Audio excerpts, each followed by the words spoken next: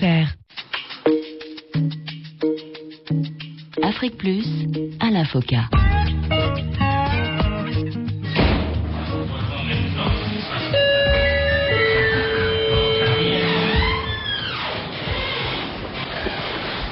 Là, nous sommes dans la salle de matériel qui sert au rapatriement et à la catastrophe. Il a décidé un jour de faire ses bagages pour revenir en Afrique. Pourtant, en France, dans la région parisienne où il vivait avec sa famille, il avait une situation plutôt enviable, en tout cas confortable. Il a trouvé sur place au pays, au Sénégal, des confrères avec qui ils ont mis sur pied une structure d'urgence pour voler au secours des nombreux accidentés, malades et sinistrés qui trop souvent meurent parce qu'ils n'ont pas bénéficié rapidement de soins médicaux. Ils ont créé SOS Urgence Sénégal. Donc j'étais enfant, adolescent à Dakar, j'ai passé mon bac à Dakar. Ensuite j'ai terminé ma médecine à la Pitié-Salpêtrière. Et après j'ai exercé d'une part à SOS Médecins en France, en région parisienne dans l'Essonne, et d'autre part j'ai exercé dans 3 hôpitaux au niveau de différentes unités de... Les SAMU en France, c'est la régulation, et ensuite des unités mobiles d'intervention qui sont les SMUR, dépendant des SAMU, donc dans 3 hôpitaux différents. Dès le départ, je voulais de toute façon, sans savoir quoi et où, revenir en Afrique, et donc j'ai commencé un peu à réfléchir. Je suis le professeur Ibrahima Bara Diop. Je suis cardiologue et cardiopédiatre et je suis en même temps vice-président de SOS Médecins et un des membres fondateurs. Je suis le docteur Rignaud. Je travaille à SOS Médecins en fait depuis 97. On a créé SOS Médecins à 4 médecins, 3 cardiologues et un urgentiste. Moi-même je suis cardiologue. Je fais aussi beaucoup de cardiologie pédiatrique. J'ai fait mes études à Dakar. Alors, je m'appelle Francis Lézin Boukoulou. Je suis médecin urgentiste à SOS Médecins depuis environ 8 ans. Je suis le docteur Dioperia, je suis anesthésiste réanimateur de formation et je travaille à SOS Médecins Sénégal depuis 3 ans où j'exerce une activité SMUR. C'est-à-dire nous faisons des déplacements avec l'ambulance pour venir en aide aux patients qui sont souvent malades ou accidentés dans la rue. Nous allons même faire des visites à domicile à l'intérieur des maisons. Nous allons voir les patients malades pour leur prodiguer des soins. Bonjour à tous et bienvenue dans ce magazine qui chaque semaine vous propose de rompre pendant une vingtaine de minutes avec les images de drames, de famine, de corruption, de guerre, d'immigration clandestine qui collent trop souvent à l'Afrique sur les radios internationales pour découvrir l'autre facette moins misérabiliste de ce continent berceau de l'humanité.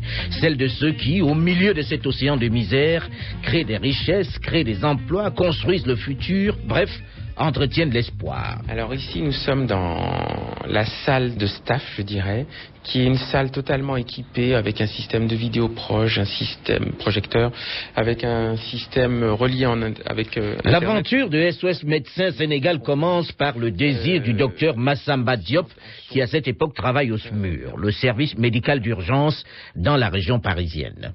On me proposait de prendre la présidence des SOS Médecins dans celui où j'étais, et donc j'avais effectivement, entre guillemets, une carrière en France sans aucun souci, et en libéral comme dans le public. Mais la volonté, vraiment, je pense que probablement c'était d'éducation, enfin en tout cas, pour moi, il fallait revenir en Afrique, dans la mesure où c'est l'Afrique qui avait besoin des personnes une fois qu'elles étaient formées. On nous a toujours dit, armez-vous de science jusqu'aux dents, et ensuite vous revenez en Afrique, et donc c'est dans cet esprit-là que pour moi, il était évident que je devais revenir. Je ne savais pas comment, mais que je devais revenir et en attendant faire des économies pour pouvoir revenir. Dans un premier temps, je ne savais pas exactement quel serait le projet. J'avais mis effectivement de l'argent de côté et je réfléchissais à quoi faire. Et puis finalement, c'était logique que ce soit dans mon domaine d'urgence. Donc très rapidement, au bout de 4 fois une semaine, parce que je venais une semaine et j'étais 3 semaines à Paris, la famille étant revenue au Sénégal, en fait, on s'est réunis avec 3 cardiologues et on a décidé de créer cette structure d'urgence qui pour nous était vraiment le mieux adapté à ce qu'on devait ou pouvait faire au Sénégal. Et pendant ce temps-là, c'est sûr qu'en fait, ce qu'il a fallu, c'était de travailler à plein régime, entre guillemets, à Paris, c'est-à-dire 3 semaines par mois, pour permettre d'accumuler le complément d'argent, parce que je ne pensais pas que ça durerait aussi longtemps et qu'il faudrait de tels moyens. Et finalement, ça a duré 4 ans et demi, pendant lesquels il a fallu, à part quelques rares jours Travailler tous les jours et être de garde tous les jours, que ce soit au début en France et puis ensuite en France et au Sénégal. Massamba Diop n'est pas tout seul à se lancer dans cette aventure que beaucoup considèrent comme un peu folle. Il sait qu'il a besoin du concours, de la participation d'autres confrères. C'est pourquoi il sollicite l'adhésion de quelques médecins sénégalais tout aussi désireux que lui d'apporter leur aide aux leurs.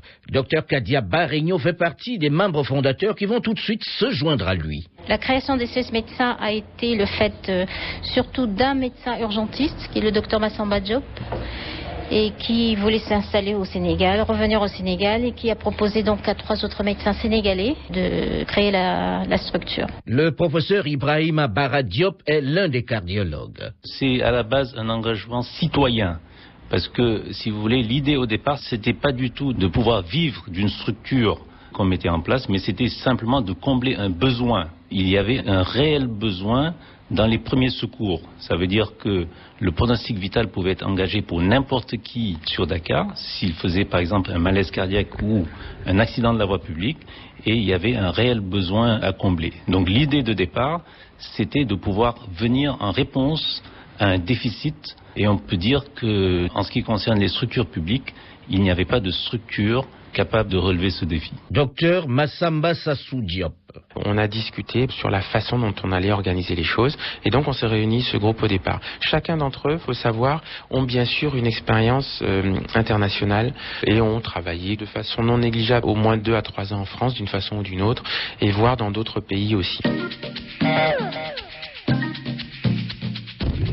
Le 10 avril 1997, malgré les difficultés financières auxquelles se trouve confrontée la jeune structure, malgré le manque de moyens financiers puisque les initiateurs n'ont pas sollicité de crédit auprès des banques, SOS Médecins Sénégal démarre ses activités avec une seule ambulance, en plein cœur de la capitale, dans un espace de moins de 150 mètres carrés, dans la célèbre rue Mermoz de Dakar. Tout fonctionne à ce moment-là sur les économies des membres de cette organisation. Bon, c'est le transport simple là. On doit aller chercher un malade qui a déjà opéré une fracture fémur, qui a un rendez-vous avec son médecin, d'après ce qu'ils ont dit. On ne l'a jamais vraiment quantifié. Ce qui s'est passé, c'est que si ça s'est passé uniquement sur les économies des membres du départ, c'est-à-dire qu'en fait, on travaillait à acheter un respirateur, travaillait à acheter un scope, travaillait à acheter une ambulance, travaillait donc en libéral, par exemple en France, et ensuite ramener le matériel. Tout simplement parce qu'on n'a pas voulu emprunter. En se disant, on crée quelque chose au Sénégal, dans la médecine d'urgence, c'est très risqué. Et donc à partir de ce moment-là, on a voulu faire aucun emprunt.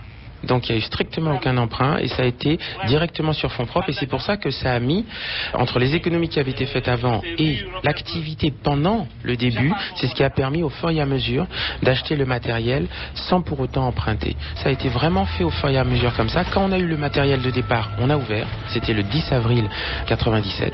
Dès qu'on a tout réuni, on a ouvert et après au fur et à mesure on s'est équipé de plus en plus, toujours sur ce modèle-là, jusqu'en 99, où en 99 la structure est devenue indépendante, entre guillemets. C'est-à-dire qu'en fait, il n'y avait plus besoin d'alimenter systématiquement. Mais ça fait que finalement, je dirais des années 90 aux années 99, de façon constante, il y a eu une alimentation par une autre activité qui était en France et par des collègues qui étaient ici. Et puis, les collègues de départ, quand on a commencé aussi, reversaient 100%, toute l'activité était reversée directement à la structure pour pouvoir l'autofinancer et chacun a accepté justement ces sacrifices-là. C'est en tout cas le début d'une aventure un peu exceptionnelle. L'idée plaît tout de suite aux Dakarois. Les appels affluent de partout. Le 889 15 15 devient un numéro de référence dans un pays où jusque-là, les accidentés mouraient quelquefois sur le bas-côté de la route lorsqu'ils n'avaient pas eu la chance de tomber sur une âme charitable qui puisse par ses propres moyens les conduire dans un centre hospitalier. Sur place, il n'existe aucune structure d'urgence pour répondre aux besoins des accidentés ou des malades qui ne peuvent se déplacer. Docteur Francis Moukounou. Nous, on fait beaucoup plus une médecine de terrain. C'est-à-dire que ce n'est pas le patient qui vient vers le médecin, mais c'est le médecin qui se déplace vers le patient qui en fait la demande. Et c'est l'approche qui est différente. Ce qui fait que nous, au niveau de SOS Médecins, nous avons plusieurs niveaux d'activité. Donc nous avons ce qu'on appelle la visite à domicile, qui est une consultation de médecine générale, de médecine de petite et de moyenne urgence à domicile. Nous avons également un deuxième niveau d'activité qui est la prise en charge de la moyenne et de la grande urgence qui se fait sous forme de transport médicalisé. Ce qui veut dire qu'un patient qui se trouve en détresse dans un lieu déterminé, c'est le médecin et son équipe qui comprend un infirmier, un chauffeur ambulancier et une ambulance de réanimation qui se déplace vers le patient pour gérer l'urgence réelle afin de le stabiliser et de le transférer dans une structure hospitalière qui sera la plus adéquate à le prendre en charge. Docteur Yahya Diop, médecin à SOS Médecins. Notre vocation, que nous comprenons tous en tant que médecins urgentistes, ce n'est pas d'être des médecins traitants, mais c'est d'être là au moment où les gens ont besoin de nous pour pouvoir faire des gestes ponctuels et par la suite donner le relais aux médecins traitants ou aux hôpitaux. Notre rôle n'est pas, encore une fois, de jouer le rôle des hôpitaux. Avec le succès que connaît cette formule, l'équipe va rapidement s'étoffer. SOS Médecins recrute sur place à Dakar des jeunes médecins. Francis Mboukoulou fait partie de ceux qui vont rejoindre le groupe. Dès mon doctorat, je suis tout de suite rentré dans la structure de SOS Médecins où j'ai eu une formation interne parce que nous avons nos anciens qui nous forment à la médecine d'urgence. Et secondairement, je suis allé faire ce diplôme de médecine d'urgence qu'on appelle la CAMU, c'est la capacité de médecine d'urgence, qui est l'équivalent d'une spécialité de médecine d'urgence à l'université de Paris 13 à Bobigny à Paris. Après sa formation en Europe, malgré les propositions faites par certaines structures hospitalières françaises, le docteur Mboukoulou a préféré retourner dans son pays. L'Europe ne m'intéresse pas. J'ai préféré revenir parce que je pense que l'Afrique a beaucoup plus besoin de nous que l'Europe. Le docteur Yahya, lui, a rejoint l'équipe il y a 3 ans maintenant. J'ai fait mes études de médecine en Tunisie, puis je suis rentré au Sénégal pour faire ma spécialisation qui est l'anesthésie, réanimation.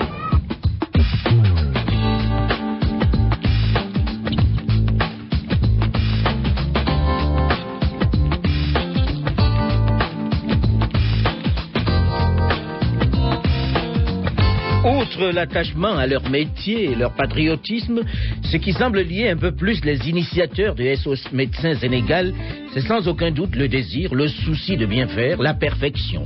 C'est presque une obsession pour eux. Et l'épouse du docteur Massamba Diop, Vicenta, qui s'occupe de la gestion au quotidien, de l'administratif et du financier, est elle aussi animée par le désir de respecter ici les standards internationaux.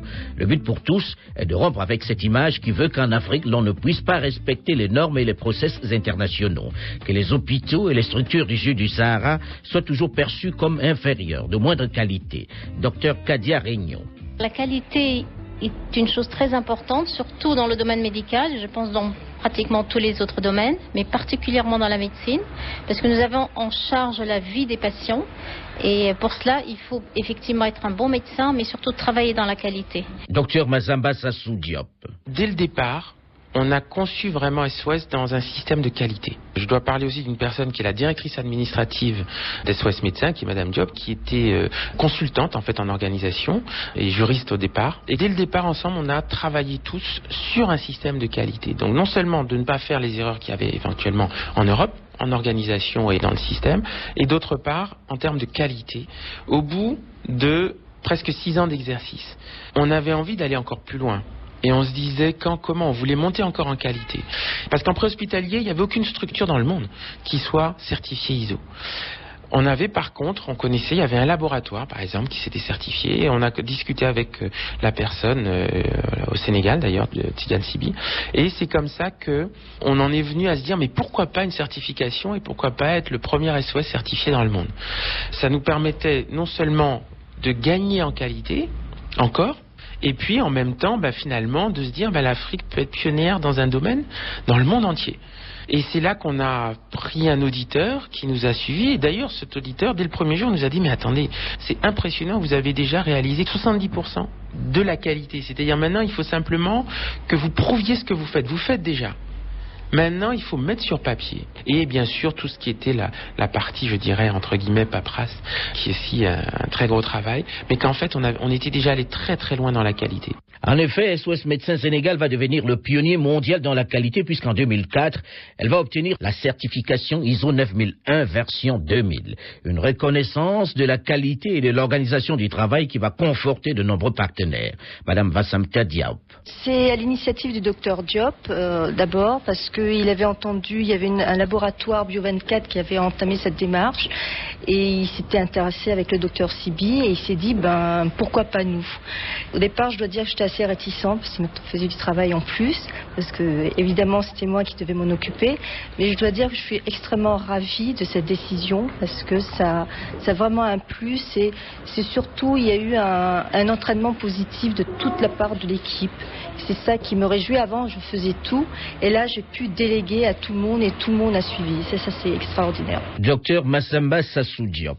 Ça nous a en plus apporté des choses, d'aller dans cette démarche, parce qu'on voit que la qualité, la certification ISO 9001, la version 2000, c'est quelque chose quand même de très puissant, de très intéressant, et je pense à appliquer peut-être encore plus en Afrique, parce que justement, il y a peut-être les réglementations théoriquement, officiellement, mais il n'y a peut-être pas la même contrainte dans l'application. Et finalement, de suivre une certification ISO jusqu'au bout, avec ce, je dirais, jugement international au bout, et ces normes internationales, je pense que c'est très très intéressant comme démarche, et ça permet de pousser très loin en qualité, ça permet de voir qu'en Afrique, on peut sans aucun problème le faire. Le consultant, comme l'équipe entière est africaine, le certificateur était européen. Vous voyez? Et donc ça veut dire qu'il n'y a aucun souci pour ça. On arrive avec une équipe entière sur place à se mettre aux normes mondiales et même à être donc les pionniers dans cette norme mondiale dans ce domaine-là. Cette certification ISO 9001 version 2000 est en réalité le fruit d'une organisation minutieuse où la formation occupe une place essentielle. À SOS Médecins, l'on essaie d'être toujours à la pointe des innovations. On s'emploie à former en permanence l'ensemble du personnel, du réceptionniste au médecin en passant par les infirmiers et les standardistes. David Antoine Diadjo a été formé pour recevoir les nombreux appels qui arrivent au standard. Il faut d'abord connaître la ville et ensuite il y a une formation qui est donnée par la DAF, Mme Diop. Elle nous enseigne les degrés d'urgence. Elle nous apprend aussi à mesurer la gravité d'un appel. On peut tomber sur une dame qui est calme, comme on peut tomber sur une dame qui est totalement hystérique. Et là, le plus important, c'est de garder son sang-froid et de pouvoir lui venir en aide. Moi, je m'appelle Charles Diania, je suis paramédic et j'ai fait 10 ans de SOS Médecins. Et puis, je suis en même temps responsable du matériel et responsable des ambulanciers. On m'a formé ici au niveau des SOS sur l'urgence, comment conditionner un malade, secourisme quoi, en quelque sorte. Voilà. Docteur Massamba Diop, président de SOS Médecins. La formation et l'entretien de la formation, c'est majeur. Ça veut dire qu'en fait, nous avons des staffs tous les mois, des staffs médecins, avec l'actualisation de la médecine, avec l'évaluation des pratiques professionnelles. On évalue constamment ce qu'on fait. Et pour en déterminer éventuellement par rapport aux référentiels internationaux, si jamais il y a un décalage, et réadapter. Donc on juge sur exactement le travail qu'on fait réellement. Pareil par rapport aux infirmiers, par rapport aux ambulanciers. Et cette formation qui est systématique et cette reformation tous les mois et au fur et à mesure pendant l'année. Que ce soit aussi sur le plan pratique avec des tests. Et c'est vrai qu'au début, quand un médecin, par exemple, ou un infirmier rentre dans la structure, il y a toute une formation à la médecine d'urgence, mais qui est extrêmement poussé, c'est-à-dire vraiment on reprend quasiment les choses à la base et on reprend tout pour être vraiment aux normes entre guillemets, ces normes qui sont ces référentiels que nous avons mais qui sont des référentiels internationaux. SOS Médecins qui avait démarré avec une seule ambulance en avril 1997 en compte désormais 5 qui sillonnent la ville de Dakar. Et dans ce domaine également, la direction n'a pas fait les choses à moitié puisque ces ambulances sont le plus souvent mieux équipées que celles que l'on utilise en Europe. Et ce n'est pas tout. SOS Médecins Sénégal est devenue en quelques années la représentante, l'interlocutrice de nombreuses compagnies d'assurance et des ambassades occidentales au Sénégal et même dans la sous-région où ses activités se sont étendues. Nous en parlerons plus longuement dans la seconde partie de cette série que nous lui consacrons. Nous découvrirons également ses nombreux équipements et son nouveau siège de la baie de Soumbédioune à 2 pas de la mer à Dakar. Afrique Plus, c'est terminé pour aujourd'hui. Nathalie Laporte, Alain Foucault, nous vous donnons rendez-vous la semaine prochaine, même heure, même fréquence. La mise en onde était assurée par Pierre Billot. À bientôt.